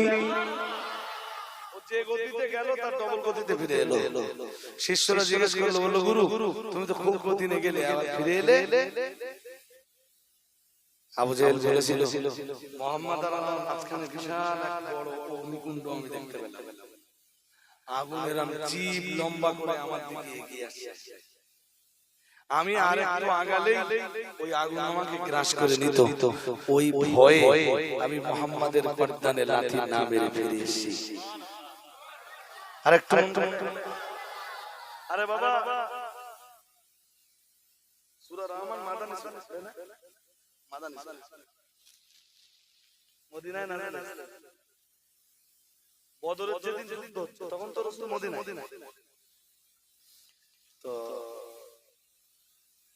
একদম শেষ লগ্নে চলে এসেছে, তখন তো রাসূল মদিনা থেকে বদরে গেছেন যুদ্ধ করতে। বদরের যুদ্ধের ইতিহাস অনেক ভাই, একদিনে এক মজলিসে বলে বদরের যুদ্ধের ইতিহাসকে শেষ করে ফেলা যায় না। রাসূল করিম সাল্লাল্লাহু আলাইহি ওয়াসাল্লাম বদরের যুদ্ধের কোন এক রাতে হযরত সাহাবায়ে কেরামদেরকে রাসূল বললেন, ও সাহাবীরা কে আছো, কে পারবে? ওই নেতারা সব মুক্তাবুল ভিতরে আছে, নেতাদের সামনে যে কে পারবে বলো, কে পারবে বলো? ওখানে যে সূরা রহমানটা পড়ে আসতে আব্দুল্লাহ ইবনে মাসউদ বললেন, হুজুর আমি যাচ্ছি। আরেকটু নাম ধরে বলল, হুজুর আমি যাচ্ছি, যাও। আল্লাহ পাকের নবী সাহাবী আব্দুল্লাহ ইবনে মাসউদ ওখানে চলে গেলেন। ও বাবাজিরা ভাইরা, ইবনে মাসউদ ওখানে যে আল্লাহর কোরআনের সূরা রহমান তেলাওয়াত শুরু করলেন। বিসমিল্লাহির রহমানির রহিম, আর রহমান আল্লামাল কোরআন, খালাকাল ইনসান আল্লামাহুল বায়ান, আশ-শামসু ওয়াল কমারু বিহুসবান, ওয়ান নাজমু ওয়াশ-শাজারু ইয়াসজুদান, ওয়াস-সামাআ রাফা'a ওয়াদা'আল মিজান, আল্লা তাতগাউ ফিল মিজান, وأقيموا الوزن بالقسط ولا تخسروا الميزان والأرض وضعها للأنام فيها فاكهة والنخل ذات الأكمام والحب ذو العصف والريحان। বাইরে যেন কোরআন তেলাওয়াত হয়, কে যেন দাঁড়িয়ে দাঁড়িয়ে কোরআন পড়ে। আবু জাহেল বলল, দেখো তো কে বাইরে দাঁড়িয়ে কোরআন তেলাওয়াত করছে? জবাব এলো, আব্দুল্লাহ ইবনে মাসউদ দাঁড়িয়ে কোরআন পড়ছে। আবু জাহেল বলল, কেউ কিছুই বলো না, আমার করে ছেড়ে দাও, আমি আব্দুল্লাহ ইবনে মাসউদের ব্যবস্থা করে দিচ্ছি। আবু জাহেল বাইরে এলো, খুব জোর আব্দুল্লাহ ইবনে মাসউদের গালে একটা চড় বসিয়ে দিল। হযরত আব্দুল্লাহ ইবনে মাসউদের চেহারাটা লাল হয়ে গেল, আবু জাহেলের আঙ্গুলের দাঁতগুলো কেটে উঠলো। ও বাবাজিরা ভাইরা, আল্লাহ পাকের নবী সাহাবী আব্দুল্লাহ ইবনে মাসউদের কানের পর্দাটা ফেটে গেল, রক্ত বার হতে লাগলো। হযরত আব্দুল্লাহ ইবনে মাসউদ কাঁদতে কাঁদতে রাহমাতুল লিল আলামিনের দরবারে এলেন। আসসালাতু ওয়াসসালামু আলাইকা ইয়া রাসূলুল্লাহ, আসসালাতু ওয়াসসালামু আলাইকা ইয়া হাবিবাল্লাহ। ইয়া রাসূলুল্লাহ, আমি আল্লাহর কোরআনের সূরা রহমান পড়ছিলাম, হঠাৎ আবু জাহেল ঘরের ভিতর থেকে বার হলো, আমার গালে চপটাঘাত করলো। হুজুর, আমার কানের পর্দাটা ফেটে গেল। হুজুর, আমি রক্তাক্ত হয়ে গেলাম। আমার আল্লাহর নবী সাহাবী আব্দুল্লাহ ইবনে মাসউদের কান্নায় রাসূলুল্লাহ কেঁদে ফেললেন, আল্লাহর হাবিবও কাঁদেন, আব্দুল্লাহ ইবনে মাসউদও কাঁদে। ওই সময় ফেরেশতা জিবরিল আমিন আলাইহিস সালাম হাসতে হাসতে রাহমাতুল লিল আলামিনের দরবারে চলে এলেন। আসসালাতু ওয়াসসালামু আলাইকা ইয়া রাসূলুল্লাহ, আসসালাতু ওয়াসসালামু আলাইকা ইয়া হাবিবাল্লাহ। আল্লাহর নবী সালামের জবাব দিলেন, ও ভাই জিবরাইল, আমি নবী যখন কষ্ট পাই, আমি নবী যখন ভারাক্রান্ত হয়ে যাই, আমি নবী যখন কাঁদি, তখন তো আপনি হাসতে হাসতে আসেন না। আমি রাসূল যখন কষ্ট পাই, তখন আপনিও মনের ভিতরে বড় কষ্ট নিয়ে, বেদনা নিয়ে আমার দরবারে হাজির হন। ও ভাই জিবরাইল, আজ আমার আব্দুল্লাহ ইবনে মাসউদ কাঁদে আর আমি রাসূলুল্লাহ কাঁদি, কিন্তু আপনি হাসতে হাসতে আমার দরবারে হাজির হলেন। ও ভাই জিবরাইল, আমি তো বিষয়টা বুঝলাম না। আল্লাহর ফেরেশতা জিবরিল আমিন আলাইহিস সালাম বললেন, হুজুর, আপনি ঠিকই বলেছেন, আপনি যখন কষ্ট পান, ওই সময় আপনার কষ্টের পিরিয়ডে আমি জিবরাইল হাসতে হাসতে আসি না। আজ আমি কেন হাসতে হাসতে এলাম, জবাব আমি আজকে দিব না হুজুর, সময় হলে জবাবটা আপনাকে দিব। বদরের যুদ্ধ হয়ে গেল, প্রিয় নবী মুহাম্মদুর রাসূলুল্লাহ সাল্লাল্লাহু আলাইহি ওয়াসাল্লামের মাথায় আমার আল্লাহ জয়ের টুপিটা পরিয়ে দিলেন। আল্লাহ পাক রব্বুল আলামিনের রাসূল এরপরে বললেন, ও সাহাবীরা, কে আছো, কে যাবে? আবু জাহেল যুদ্ধের ময়দানে পড়ে রয়েছে, আবু জাহেলের মাথাটা কাটবার জন্য কে যাবে? হযরত আব্দুল্লাহ ইবনে মাসউদ উঠে দাঁড়িয়ে বললেন, ইয়া রাসূলুল্লাহ, আমি যাচ্ছি, তলোয়ার আমার হাতে দেন। হযরত আব্দুল্লাহ ইবনে মাসউদ গেলেন, আবু জাহেলের সাথে বেশ কিছুক্ষণ কথাবার্তা হলো। আবু জাহেল বলল, জানি তুই মুহাম্মাদের সৈনিক, তুই আমার মাথা না কেটে ফিরে যাবি না, তবে আমার মাথাটা একটু বড় করে কাটবি। হযরত আব্দুল্লাহ ইবনে মাসউদ বললেন, কেন? আবু জাহেল বলল, অন্তত মুহাম্মাদের দরবারে নিয়ে আমার মাথাটা যখন রাখা হবে, দুনিয়ার যে কেউ দেখে জানো, আমার মাথাটা দেখে জানো, বুঝতে পারে এটা সেই নেতা আবু জাহেলের মাথা, আমার মাথাটা একটু বড় করে কাটবি। হযরত আব্দুল্লাহ ইবনে মাসউদ দেরি না করে গ্রেট শয়তানের মাথাটা কেটে ফেললেন, কিন্তু মাথার ওয়েট আল্লাহ, ওজন আল্লাহ এত বাড়িয়ে দিলেন, আব্দুল্লাহ ইবনে মাসউদের মতো জওয়ান যুবক সাহাবী মাথাটা তুলতে পারে না, একা মাথাটা চাগাতে পারে না। হযরত আব্দুল্লাহ ইবনে মাসউদ চিন্তায় পড়েছেন, কি করে এই মাথাটা নিয়ে সাহিবুন নবুওয়াতের কাছে যাব, রাহমাতুল লিল আলামিনের কাছে যাব, কাছে আমার তো কোনো দড়িও নাই।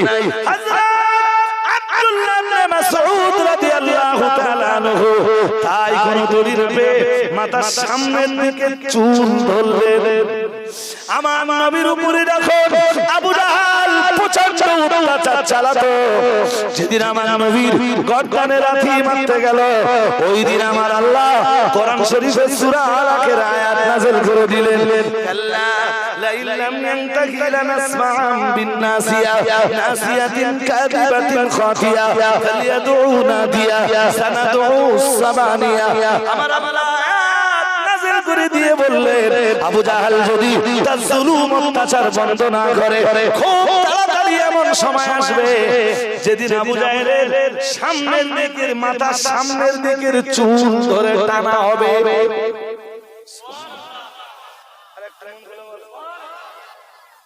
মাথা কেটে আব্দুল্লাহ ইবনে মাসউদ চুল ধরে টানতে টানতে টাকা দিতে পারতেন না, মাথা আল্লাহ ওজন বাড়িয়ে দিয়েছে। জি টুকুন মরে গেলে কেন যায় দেখেছেন? হ্যাঁ চুল ধরে ওরকম করে টানতে টানতে আনতেছে, আর মনে পড়েছে কোরআনে তো আল্লাহ বলেছেন কাল্লা লা ইলাম ইয়ামতাহি লানাসফা'আম বিন নাসিয়া নাসিয়াতিন কাযিবাতিন খাতিয়া হাল ইয়াদউ নাদিয়া সানাদউ সাবালিয়া। পরের আয়াত পড়ে সাজদা দিতে হবে সবার, এজন্য বলুন না। কথা কি বুঝতেছেন নাকি? হ্যাঁ টানতে টানতে কিছু দূর চুল ধরে টেনেছে, ওই আয়াত পড়তে পড়তে আসছে।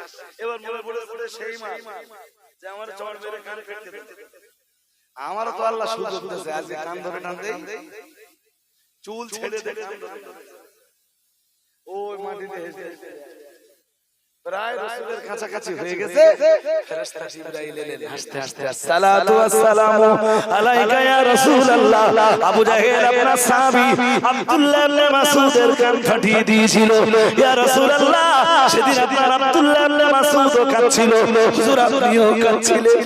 ইয়া রাসূলুল্লাহ আজ আপনি আপনার আব্দুল্লাহ ইবনে মাসউদের দিকে তাকিয়ে দেখুন, যে আবু জাহেল আব্দুল্লাহ ইবনে মাসউদের কান ফাটিয়ে দিয়েছিল, সেই আব্দুল্লাহ ইবনে মাসউদ আজ আবু জাহেলের কাটা মাথাটার কর্তৃত মুন্ডুর কান দুটো ধরে টানতে টানতে কিভাবে আপনার দরবারে নিয়ে আসে। হুজুর ইবনে মাসউদ যখন কাঁদছিল, এই কারণে আমি হাসতেছি, খুব তাড়াতাড়ি একদিন আসবে সেই দিন আব্দুল্লাহ ইবনে মাসউদের কান ধরে টানতে টানতে ওই মুন্ডুটা আপনার দিকে টেনে আনবে। সুবহানাল্লাহ। কামা তাদিন তুদান, এই জন্য আপনি যেমনটা করবেন আপনার প্রতি তাই করা হবে। আপনি রাতের অন্ধকারে গুলি টেনে কেন শেষ করছিলেন, তো খুব সম্ভাবনা আছে গুলিতে মরণ হওয়ার।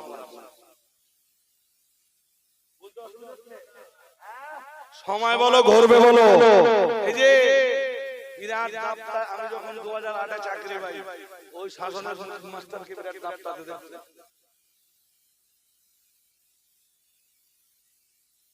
এখন বলো দাপট তো দাপট কিছু নেই, সব শেষ, সব সময় ঘুরবে বলো। আজকে শক্তি আছে, পাওয়ার আছে, টাকা আছে, অর্থ আছে, জনবল আছে, বাহুবল আছে, কারণ মারলে সময় ঘুরিয়ে দিতে বলো, আল্লাহ সময় লাগে না বলতেছ না কেন লাগে? এই জন্য কখনোই কারোর প্রতি জুলুম করবেন না। আপনি যেমন জুলুম মানুষের উপর করবেন, তেমন জুলুম একদিন আপনার উপরে করা হবে। এই আমার কাছে আমি একদিন অসুস্থ ছিলাম, হযরত খাব্বাব ইবনে আরতের লাইফ স্টোরি অসুস্থ ছিল। রাসূলের এক বিখ্যাত সাহাবী, উনি মক্কার এক মহিলার গোলাম, এক নারীর গোলাম। জি খাব্বাব ইবনে আরতকে কলেমা পড়ার দায়ে লোহা গরম করে নিত, আগুন নিয়ে এইভাবে মাথায় ধরতো কলেমা পড়ার দায়ে। খাব্বাব ইবনে আরত একদিন ওই লোহার গরম রড যখন তার মাথায় ধরা হয়েছে জ্বলন্ত, তো খাব্বাব ইবনে আরত অজ্ঞান হয়ে গেছে। মানুষ সহ্য করতে পারে অত্যাচার? যখন হুঁশ ফিরল, উনি চোখ খুলেই বলতে লাগলেন লা ইলাহা ইল্লাল্লাহ মুহাম্মাদুর রাসূলুল্লাহ। আল্লাহর কাছে হাত তুলে বললেন, আল্লাহ আমার প্রতি যা করা হয়েছে, যেই মহিলা এরকম করেছে, আল্লাহ ওই মহিলাকে তুমি ওই রকম শাস্তি দিও। শুনছেন নাকি? শুনছেন তো? এবার মনোযোগ দিয়ে শুনেন। নবী যখন খাব্বাব ইবনে হযরত খাব্বাব ইবনে আরত রাদিয়াল্লাহু তাআলা আনহুকে মদিনায় হিজরতের অনুমতি দিলেন, বললেন হুজুর সব হলো, একটা জিনিস তো দেখতে বাকি আছে। বললেন কি?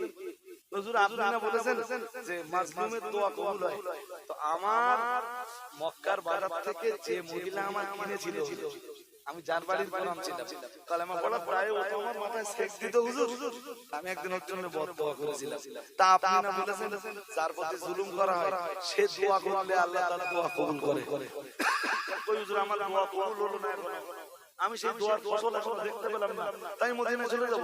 যদি অনুমতি হয় আমার জন্য একটু কটা দিন সময় দেন, আমি আমার এই বদদোয়ার ফলটা দেখে তাই মদিনায় যেতে চাই। ব্যাস ওই দিন থেকে ওই মহিলা শুরু হলো। আর মাথা যন্ত্রণা তো এত যন্ত্রণা, আরব দুনিয়ার সব ডাক্তাররা হেরে শেষমেশ সেই জমানায় জি ওরা ডাক্তাররা মিলে সিদ্ধান্ত নিল এই মাথা যন্ত্রণা কমার একটাই রাস্তা। আর মাথা যন্ত্রণা হলে একটু ভালো লাগে, কথা বলতে ভালো লাগে। আর সেই যন্ত্রণা কি মারাত্মক যন্ত্রণা, গজব তো আল্লাহ। হ্যাঁ, ডাক্তাররা সিদ্ধান্ত দিলে বলে লোহার রড গরম করে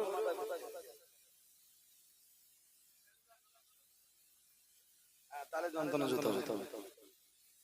কামাটা দিন তুদান, তুমি যেমন করবা একদিন তোমার তাই। কথা বুঝতে অসুবিধা হচ্ছে নাকি? হ্যাঁ, সেই হাত দিয়ে ওই হাত নামা লিখেছে, বয়কট নামা লিখেছে, ওই হাত আল্লাহ পঙ্গু করে দিলে। 3 বছর রাসূলুল্লাহকে সাহাবীদেরকে আর হাশেম গোত্রের লোক আর আব্দুল মুত্তালিবের লোকেদের ওই গুহার ভিতরে থাকতে হবে। মক্কার বাজারে গেলে কেউ মাল বিক্রি করবে না, কেউ এর কাছে মাল কিনবে না। কথা বুঝতেছেন নাকি? শুধু হারাম মাছগুলো ব্যতীত ওরা ওই গুহা থেকে বার হতো। হারাম মাছ তো 4টা। হারাম মাছ কয়টা? হারাম কি মাছ? হারাম আসুরুল হুরুম বলা হয় কোরআনের ভাষায়। হারাম আমি হারাম মাছের ব্যাখ্যা রাখতে পারবো না, এখন সময় নেই। আজকে সালাম পড়ে বা দোয়া করব। হারাম মাছ 4টা। কি কি জানেন? জিলকদ, জিলহজ, মুহররম, রজব। এই 4 মাস ওরা গোয়ার ভিতর থেকে বাইরে তাছাড়া আর রাসূলুল্লাহ নিজ দায়িত্ব নিয়ে চাচাকে সঙ্গে নিয়ে হজের মৌসুমে বেরিয়ে ওই 3 বছর গোয়ার ভিতর থেকে বেরিয়ে বিদেশ থেকে যারা আসছে রাসূল তাদের কাছে দ্বীনের প্রচার করতেন। তাও চাচা আবু তালেবকে সঙ্গে ওই গোয়ার ভিতরে রাসূলুল্লাহকে বলতেন ভাতিজা শুয়ে শুয়ে।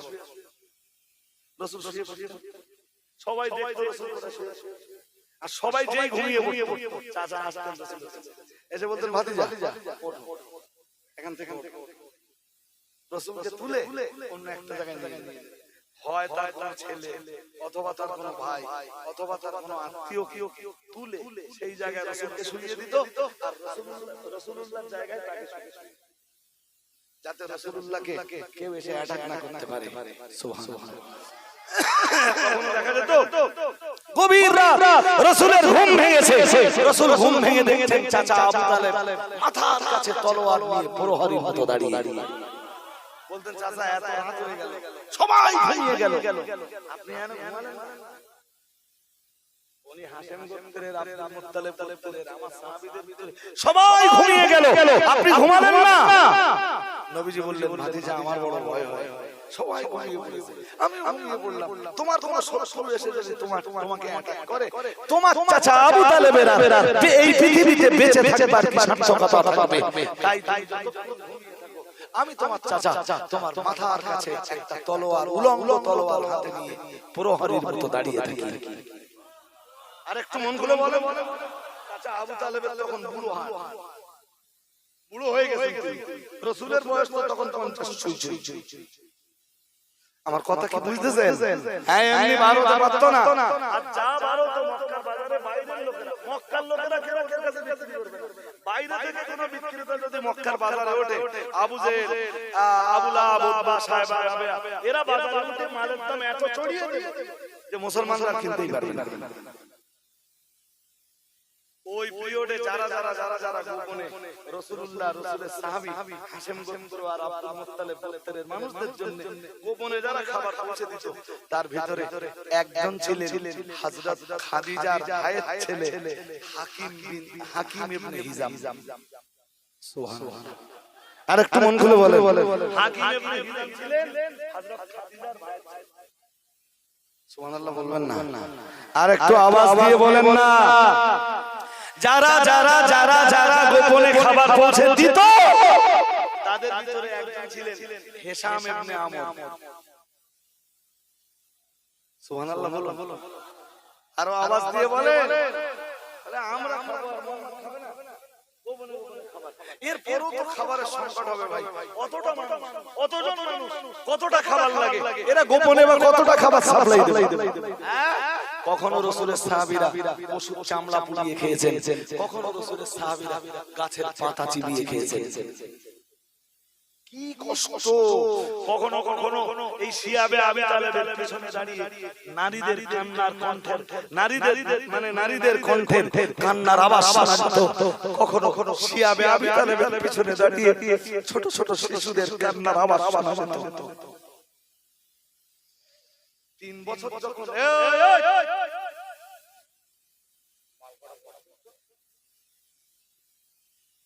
জি কখনো কখনো রাসূল করিম সাল্লাল্লাহু আলাইহি ওয়াসাল্লামকে ক্ষুধার কঠোর যন্ত্রণায় ভুগতে হয়েছে। এই চাচা আবু তালেব তো ওখান থেকে বেরিয়ে আসবে, কতটা কষ্ট আপনাকে বুঝতে হবে আমাদের নবীর জীবনে। ইসলামের জন্য মুসলমানরা কষ্ট করেনি বলেই তো সুদ খায়, সুদ খায়। ইসলামের জন্য কষ্ট করলে মুসলমানরা গান শুনতো না, ইসলামের জন্য কষ্ট হলে মুসলমানরা ঘুষ খেত না, লটারি কাটতো না, জুয়া খেত না। কষ্ট হয়নি,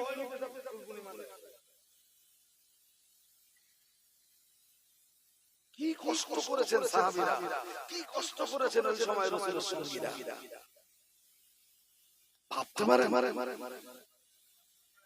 এই বয়কট তুলে নেওয়ার পিছনে সবচেয়ে যে মানুষটা বড় ভূমিকা পালন করেছিল তার নাম ছিল হিশাম ইবনে আমর। হিশাম ইবনে আমর একদিন জুহাইর ইবনে আবি উমাইয়ার কাছে, এসব নাম আপনাদের মনে থাকবে, জুহাইর ইবনে আবি উমাইয়ার কাছে যে বলল,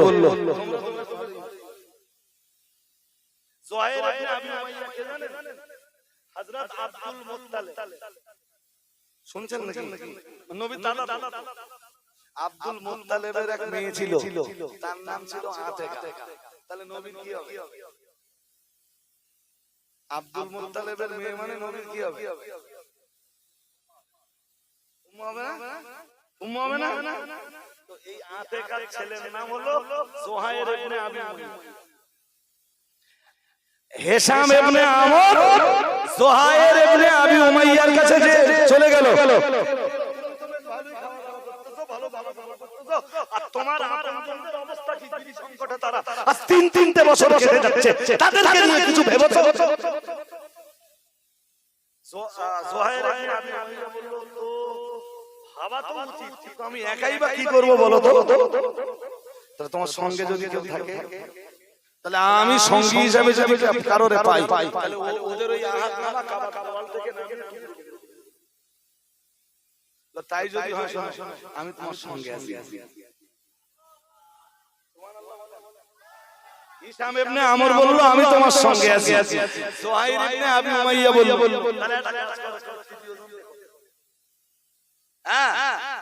তৃতীয় জনকে খোঁজো। বলল ঠিক আছে, আমি তৃতীয় জনের সন্ধান করি। খুঁজতে হিশাম ইবনে আমর মুতঈম ইবনে আদির কাছে এলো। নাম আপনাদের আর মনে রাখবেন, মুতঈম ইবনে আদির কাছে এলো। এই যে বলল তোমরা তো বেশ ভালোই। মুতঈম ইবনে আদি কে জানেন? ওই আব্দে মান্নাফ গোত্রের কেবা। কথা কি বুঝতেছেন নাকি? সেই শুনতে আব্দে মান্নাফের নাম বলেছিলাম, মনে আছে? আব্দে মান্নাফের গোত্রের কেবা একজন হবে। বলল ঠিকই তো, মুহাম্মদ সাল্লাল্লাহু আলাইহি ওয়াসাল্লাম তো আমাদের আপন, তিনি না খেয়ে থাকবেন, এটা মেনে নেওয়া যায় না। কিন্তু বলো তো আমি বা একা কি করি? শুনুন, আপনি একা না, আপনার সঙ্গে আমি আছি। তাহলে তৃতীয় জনের খোঁজ করো। তাহলে তৃতীয় জন আছে। তৃতীয় জন কে? তাহলে জুহাইর ইবনে আবি উমাইয়া। সুবহানাল্লাহ। তাহলে একটা কাজ করো, 3 জন যখন হয়ে গেছে, চতুর্থ জনের সন্ধান। শুনছেন নাকি? হিশাম ইবনে আমর চতুর্থ জনের সন্ধান করতে আবুল বাখতারি, নাম কি? আবুল বাখতারির সন্ধান করো। আবুল বাখতারির কাছে, আবুল বাখতারি কে জানেন? হাকিম ইবনে হিজাম, মানে খাদিজার ভাইয়ের ছেলে। একদিন গোপনে খাবার বসে দিচ্ছিল ওই গিরি সঙ্গে। ওই সময় আবু জেহেল ধরে খাবার সব কেড়ে নিল। নাউজুবিল্লাহ বলেন। সঙ্গে সঙ্গে আবুল বাখতারি এসে বলল, তুমি যা মনে করবে তাই, তুমি যা মনে করবে তাই। তার অধিকার আছে, তার খাবার পৌঁছে দাও। সুবহানাল্লাহ বলো। ঠিক দেখে দেখে হিশাম বিন আমর এই আবুল বাক্তারির কাছে গেল। আবুল বাক্তারি ডাক দিয়ে বলল মুহাম্মাদের অবস্থা, সাথীদের অবস্থা, হাশিম গোত্রের অবস্থা, আব্দুল মুত্তালিব গোত্রের লোকেদের অবস্থা জানো তো? এই বয়কটটা তুলে নেওয়া যায় না? তাহলে যায় তো চেষ্টা করলে, কিন্তু আমি বা একা কি করি বলো তো? তাহলে আপনি একা নন, আপনার সঙ্গে আমি আছি। তাহলে তৃতীয় জন বলে তৃতীয় জন পাওয়া গেছে। তাহলে কে তৃতীয় জন? জুহাইর ইবনে আবি উমাইয়া। তাহলে চতুর্থ জন খোঁজো। তাহলে মুতিম ইবনে আদি। তাহলে আরেকটা লোক দরকার। হিশাম সুবহানাল্লাহ বলে আরে লোক হলে কাজ হয়ে যাবে। তাহলে হ্যাঁ হয়ে যাবে। তাহলে ঠিক আছে, খুঁজে বার করি। জামা ইবনে আসওয়াদ। নাম কি? জোর করে বলেন না। জামা ইবনে আসওয়াদ। তাহলে তাকে খুঁজে তার বার করা হলো। ঠিক একই ভাবে বর্ণনা দিলেন। তোমরা তো খুব ভালো আছো, কিন্তু মুহাম্মদ আপনার সাথীদের অবস্থা জানো? বয়কট নামাটা ওখান থেকে নামিয়ে ছেড়ে টুকরো করে দেওয়া যায় না?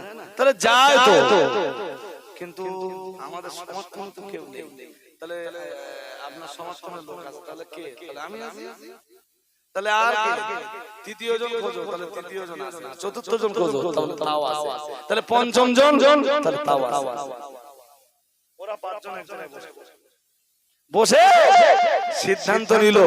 জুহাইর ইবনে আবি উমাইয়া বলল, আমি কালকে সবার আগে খাওয়াই দেব। টাইমটা এইটাই সকালবেলা। তোমরা সবাই বসে যাও, আমি কাবা আগে 7 চক্কর মারব। ওরা তো জুহাইর ইবনে আবি উমাইয়া আল্লাহর কাবায় চলে গেল সকাল সকাল। আল্লাহর কাবার 7 চক্কর মারলো। ও বাবাজিরা ভাইরা, আর এই 7 চক্কর মেরেই যেই না শেষ করলো, সঙ্গে সঙ্গে দেখতে পেল মক্কার নেতাদের অনেকেই তখন আল্লাহর কাবায় এসে হাজির হয়েছে। আবু জাহেলও হাজির হয়েছে। ও বাবাজিরা ভাইরা, জুহাইর ইবনে আবি উমাইয়া এক বিন্দু দেরি না করে আবু জাহেলের সঙ্গে আলোচনা শুরু করলো। মুহাম্মদকে বয়কট করে রেখেছো, আব্দুল মুত্তালিবের বংশধরদের এবং হাশিম গোত্রের লোকেদেরকে বয়কট করে রেখেছো। বিগত 3 বছর পরিপূর্ণ, মানে 3 বছর পরিপূর্ণ হতে চলল। 3 বছর আগে বয়কট করেছো, 3 বছর পরিপূর্ণ হতে লাগলো। এই বয়কট আমরা মানি না।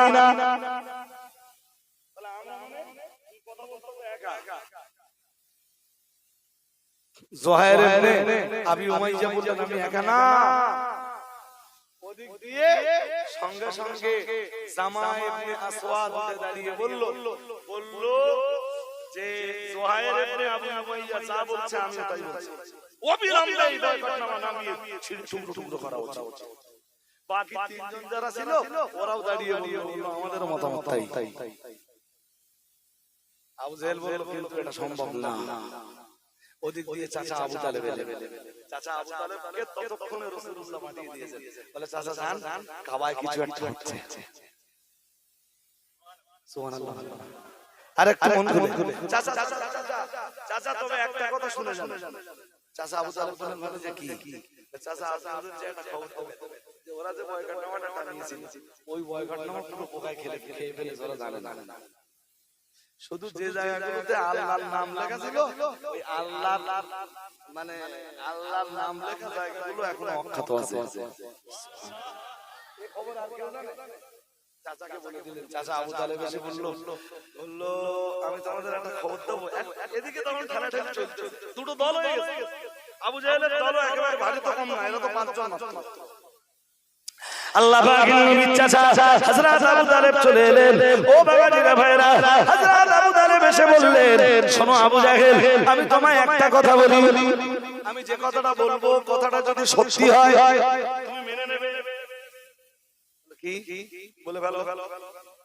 তাহলে শোনো, আমার ভাতিজা বলেছেন যে তোমরা যে বয়কটনামা ঝুলিয়েছিলে, হাশিম গোত্র আর আব্দুল মুত্তালিব গোত্রের লোকেদের বয়কট করে যে বয়কটনামা ঝুলিয়েছিলে, জানো ওই বয়কটনামার পুরো লেখা এক ধরনের পোকায় খেয়ে ফেলেছে। শুধু যে জায়গাগুলো আল্লাহর নাম ছিল, আল্লাহর নামগুলো বাকি পুরোটা খেয়ে ফেলেছে পোকায়। আমার ভাইপোর কথা যদি সত্য না হয়, আমি আমার ভাইপোর ছেড়ে তোমাদের দলে চলে যাব। আজ যদি আমার ভাই কথা সত্য হয়, তোমরা ওই বয়কটনামা মানে যে বয়কটনামা লিখেছিলে বা যে বয়কট করে রেখেছিলে, আজ থেকে বয়কট তুলে নেবে তো? সবাই তো এরা পাঁচজন যারা আছে এরা বলবে আবু তালেব তো ঠিকই বলছে। দেখো চলো যাই মুহাম্মাদের কথাটা সত্য কিনা পরীক্ষা করে দেখি। সবাই আবু জাহেলের সাথীরা এসে দেখলো পুরো বয়কটনামাটা পোকায় কেটে গেছে, শুধু আল্লাহর নামগুলো অক্ষত আছে। আচ্ছা এই আবু জাহেলের ছিল না সঙ্গীতের উচিত ছিল না কলেমা পড়া? হ্যাঁ না বলা যে সব নাম কেটে দিয়েছে আর আল্লাহর নাম অক্ষত আছে, এটা কেউ জানতো না, মুহাম্মাদি বাদী জানলো সাল্লাল্লাহু আলাইহি ওয়াসাল্লাম।